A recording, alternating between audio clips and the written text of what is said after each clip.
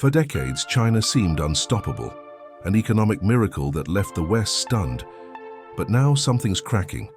The real estate sector is collapsing, millions of young people are out of work, and domestic spending is vanishing. Is this the beginning of the end, or just the calm before a new and even stronger storm?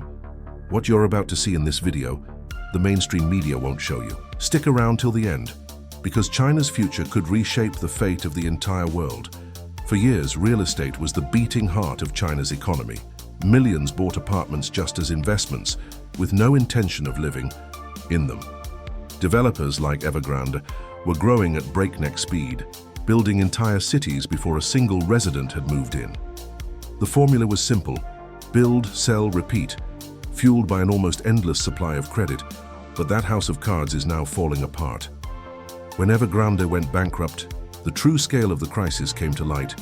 Hundreds of thousands of unfinished homes, panicked lenders, and a web of debt that even pulled in state-owned banks. The bubble that once seemed unbreakable popped, and the damage is far from limited to developers. It's rippling across the entire Chinese economy. The most shocking part: the government knew. Beijing tried to cool things down with tighter regulations, but it was too little, too late. The credit crackdown killed cash flow, leaving millions with mortgages to pay, but no homes to live in.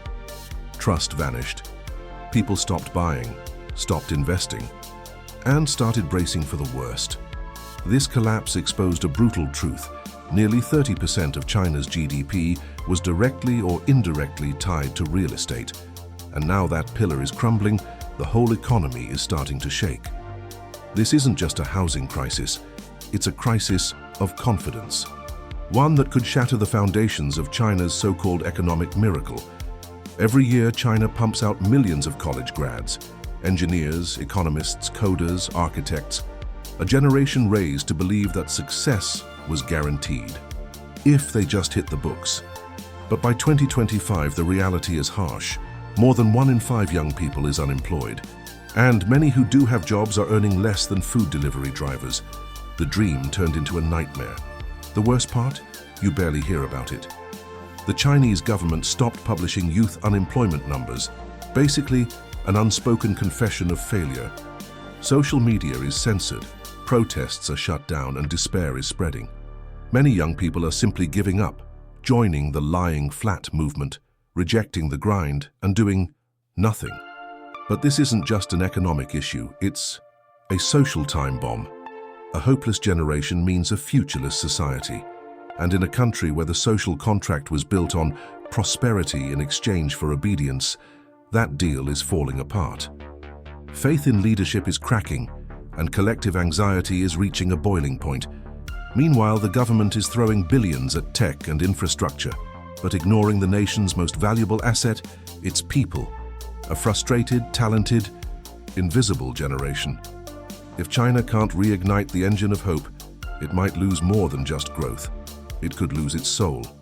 For decades, China was the world's factory. From clothes to smartphones, if you bought it, it was probably made there, but that's changing fast. With rising geopolitical tension, global supply chains are shifting.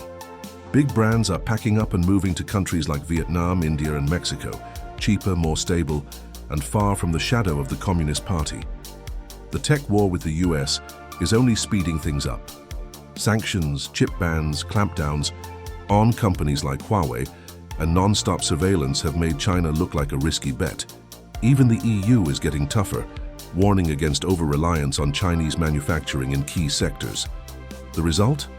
Fewer exports, less foreign investment, and a collapse in global trust. Xi Jinping's big strategy, the dual circulation model, tries to make up for the export loss with domestic consumption. But there's a problem. Chinese consumers aren't spending and they're saving. Worried about debt, the future, and instability, people are pulling back. And without spending or exports, the entire economic model quietly breaks down.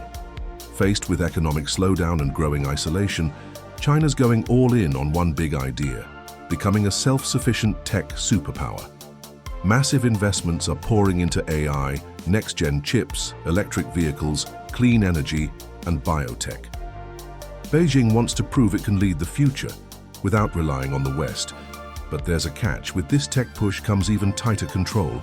The Communist Party censors, surveils, and silences. Digital platforms are nationalized or shut down, and even powerful business leaders, like Jack Ma, have been forced to back off. In China, innovation must obey. But that mindset kills real creativity. So here's the million-dollar question. Can a closed, centralized, tightly controlled system really compete with the messy, open chaos of Silicon Valley? China has the money, the people, and the plan. But it lacks the most vital ingredient, freedom, and to fail, to test, to explore. And without that, this grand reinvention could just be another empty promise, smothered before it even starts. China is standing at a crossroads. It could become the planet's next tech powerhouse, or sink into a cycle of crisis and control. What's happening inside the country will impact all of us outside. And while the world watches, a new chapter in global history is being written. If you want to understand where the world is headed, hit subscribe, turn on the bell, and let us know in the comments, can China bounce back? Or is this the beginning of the end?